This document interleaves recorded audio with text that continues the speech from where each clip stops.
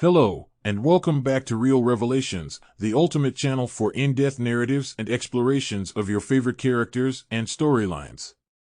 We're excited to dive into another thrilling episode today, but before we do, we would greatly appreciate it if you could hit that like and subscribe button so you never miss a new video. Before we begin, please note that the information presented in this video is compiled from various sources, including the books, video games, and TV series. As such, some elements might not align perfectly with the original book canon. Geralt was not born into the life of a Witcher, he was molded into it. Left at the doorstep of the School of the Wolf, young Geralt underwent the rigorous and deadly trial of the grasses, surviving the mutations that gave him the traits and powers of a Witcher. He was unique, even among Witchers, showing exceptional tolerance to the trials and thus, chosen for further experimental mutations. The result is signature white hair, increased strength, speed, and resilience, immunity to disease and conventional poison, and a highly enhanced sense of perception. His mentor, Vesemir, became a father figure to him, training him and guiding him through his early years. He also made fast friends with another student, Eskel, their bond growing to resemble that of brothers. Geralt's early life was marked by rigorous training, bitter challenges, and trials that tested his mettle and honed his skills. One such test was the trial of Forest Eyes, a night in the woods blindfolded and tied up, where he was aided by the elf Adine. Geralt's adventures and encounters, however, were not always pleasant or victorious. One event that marked him deeply was a tournament-turned-bloodbath when King Radowit II conspired to massacre the Witchers of the Wolf School. This period of his life, full of trials and tribulations, shaped Geralt into the famed monster hunter we know.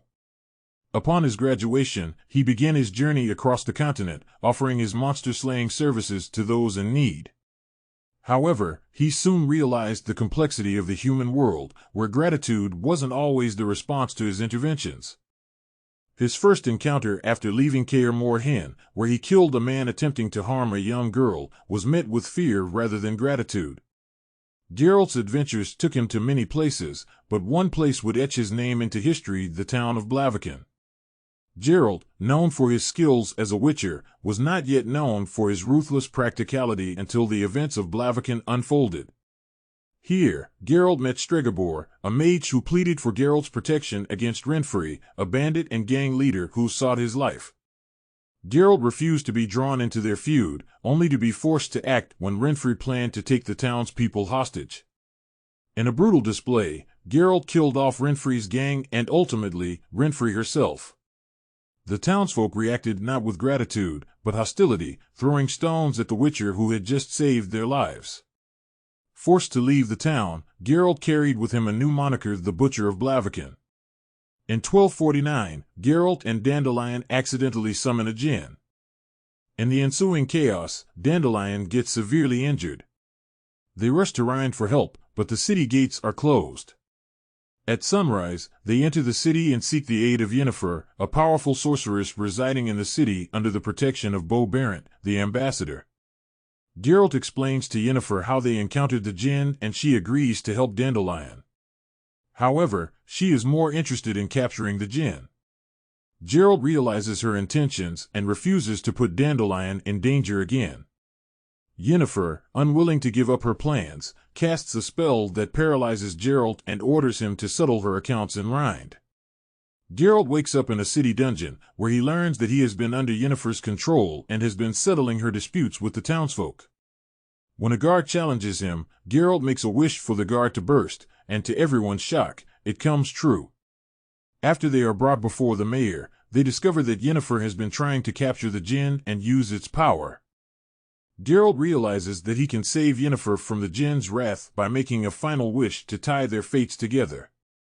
With his wish, the djinn escapes, and Geralt and Yennefer begin a passionate relationship. Following the events in Rhine, Geralt and Yennefer spend time together in Vengerberg. However, Geralt finds Yennefer's behavior too possessive and leaves abruptly, leaving behind only a rose and a letter. In 1252, Geralt travels to Vizima on a contract to cure King Foltest's daughter, Ada, who has been cursed into a Striga. He plans to spend a night with the Striga to break the curse and is confronted by Ostrid, who confesses his love for Ada and his desire for revenge against Foltest. Geralt uses Ostrid as bait to lure out Ada and manages to trap himself in the Striga's tomb until dawn. Upon emerging, he finds Ada in human form but still dangerous. He subdues her until the transformation is complete but faints from the blood loss inflicted by Ada. He wakes up in the new palace, tended by Velarad. Upon learning that Ada is fine, Geralt drifts back to sleep. Post his encounter with the Striga, Geralt traveled to Elander for recovery, taking refuge in the Temple of Melitel. He was cared for by a priestess, Iola, with whom he developed a relationship.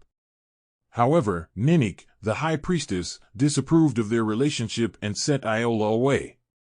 Ninnik examined Geralt's injuries and sent him for breakfast, before joining him again in the temple gardens. Count Falwick and Arthur Tales from the Order of the White Rose arrived at the temple to evict Geralt on orders from Duke Hereward. Ninnik defended Geralt, declaring that the temple was her dominion. Geralt provoked the knights before telling them he planned to leave Elander in a few days. Geralt spent some time with Iola, explaining his life and training as a witcher. After some time alone and reading, he received a visit from his friend, Dandelion. Geralt and Dandelion spent some time drinking and discussing recent events. Ninnik requested Geralt to stay at the temple for a few more days, but Geralt declined, preparing to leave.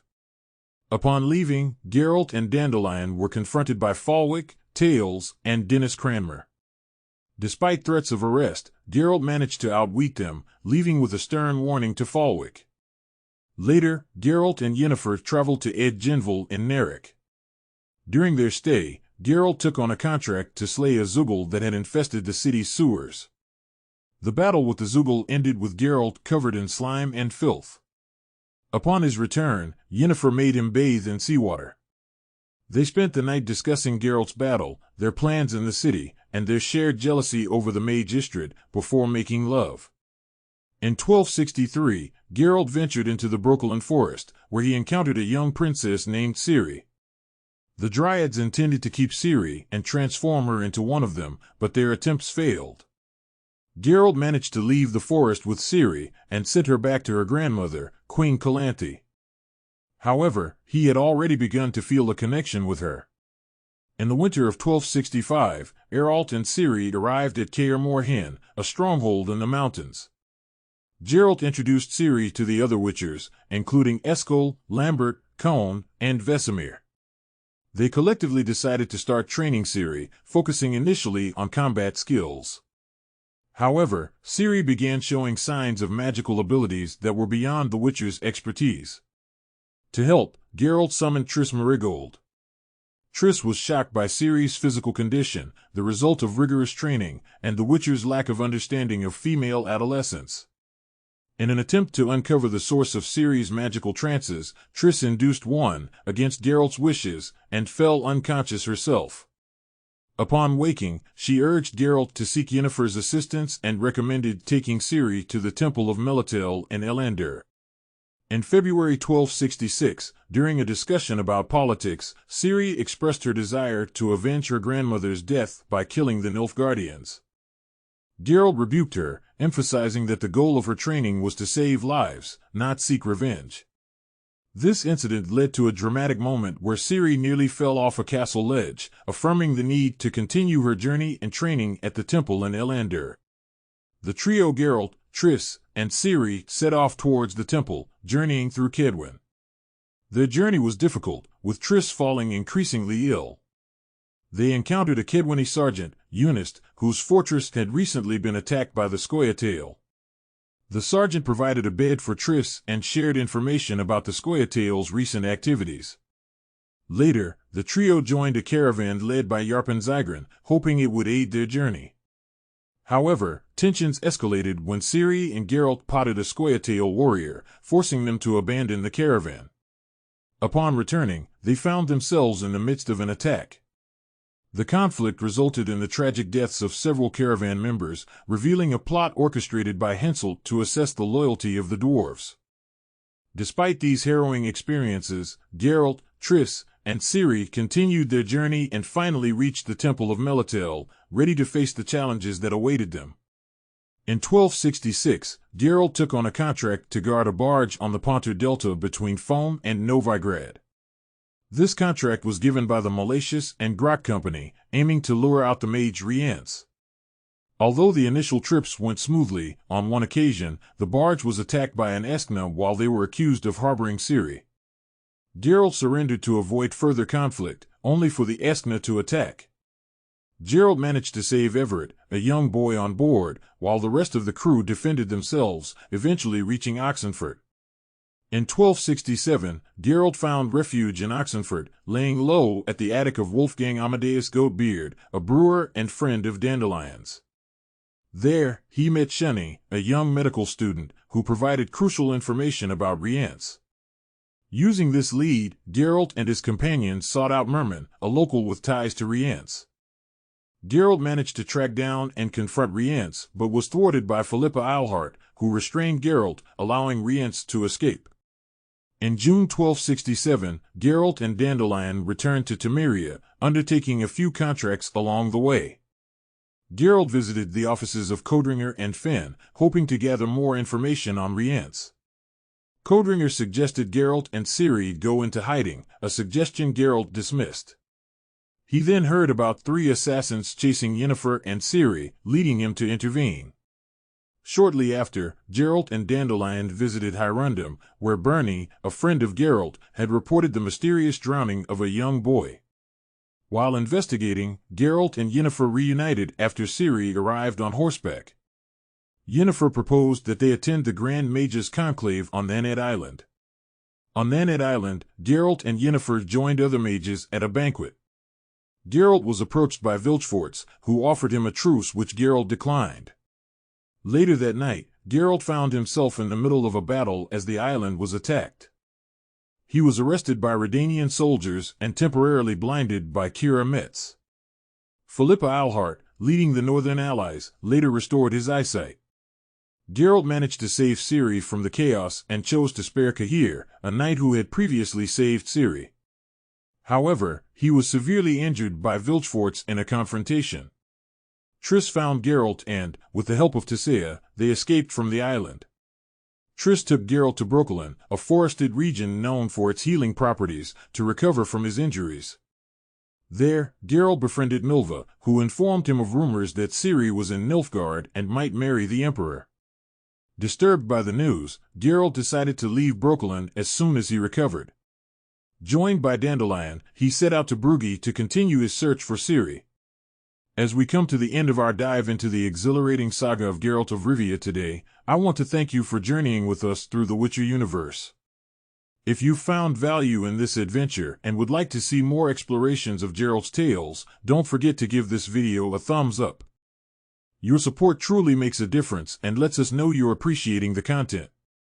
And if you haven't already done so, do subscribe to our channel to ensure you don't miss out on our future explorations. Do you have a favorite character from a movie, TV show, or book that you'd love to learn more about? Is there a specific journey, battle, or transformation you found compelling and would like us to delve into? Let us know in the comments below. Your suggestions are the spark that ignites the flame for our future videos. We love hearing from you and exploring the narratives that matter to you.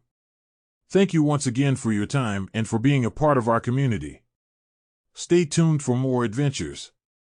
Until then, keep exploring, stay curious, and we'll meet again in the next video.